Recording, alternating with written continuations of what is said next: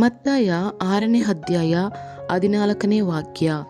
ನೀವು ಜನರ ತಪ್ಪುಗಳನ್ನು ಕ್ಷಮಿಸಿದರೆ ಪರಲೋಕದಲ್ಲಿರುವ ನಿಮ್ಮ ತಂದೆಯೂ ನಿಮ್ಮ ತಪ್ಪುಗಳನ್ನು ಕ್ಷಮಿಸುವರು. Forget about the one who caused you pain. ಹೌದು, ನಮಗೆ ಯಾರು ನಮಗೆ ನೋವು ಉಂಟು ಮಾಡಿದ್ದಾರೋ, ಪೇನ್ ಕೊಟ್ಟಿದ್ದಾರೋ ಅವರನ್ನು ಕ್ಷಮಿಸಲು ಏಸಪ್ಪ ಹೇಳುತ್ತಾ ಇದ್ದಾರೆ.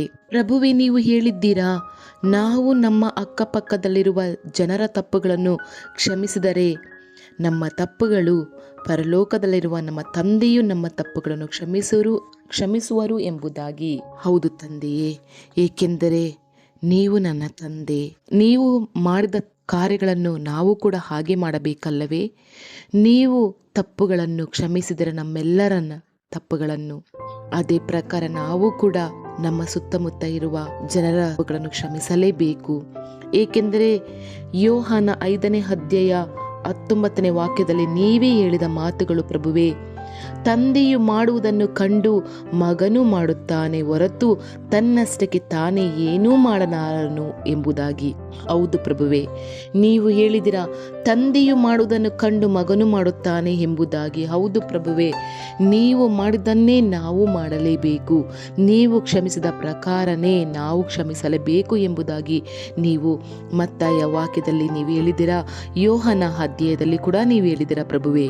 ಅಪ್ಪ, ಈ ಕ್ಷಣ ನಾನು ನನ್ನನ್ನೇ ನಿಮಗೆ ಸಮರ್ಪಿಸುತ್ತೇನೆ.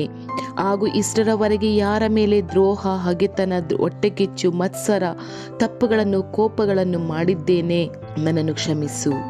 ಇನ್ನು ಮುಂದೆ ಈ ಘೋರ ಕೃತ್ಯಗಳು ನಾನು ಮಾಡುವುದಿಲ್ಲ, ನನ್ನನ್ನು ಕ್ಷಮಿಸು ತಂದೆಯೇ. ಈ ತಪ್ಪಿನಿಂದಲೇ ನನ್ನ ಜೀವಿತದಲ್ಲೇ ಒಳ್ಳೆತನ ಬರಲಿಲ್ಲ, ಒಳ್ಳೆಯ ನಿದ್ರೆ ಬರಲಿಲ್ಲ.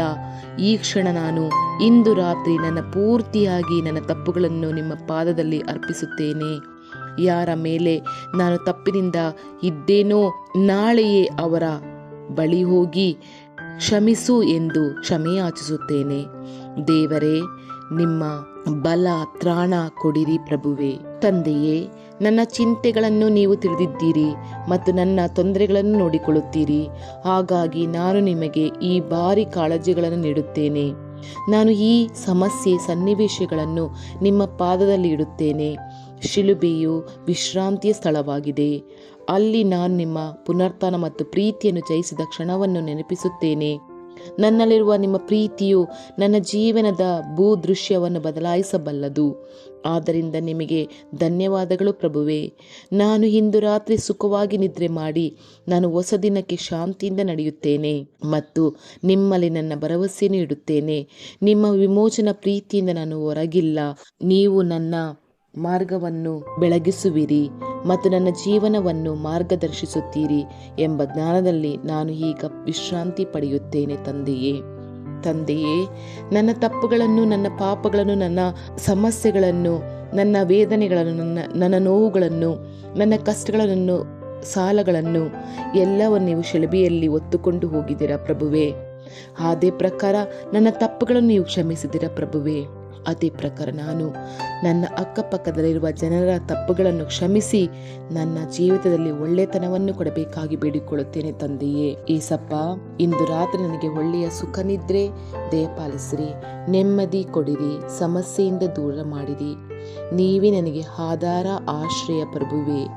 ಆಮೇನ್, ಆಮೇನ್ ತಂದೆಯೇ. Thank you Lord Jesus Christ. I love you Jesus. I love you God. I love you Holy Spirit. Thank you angels.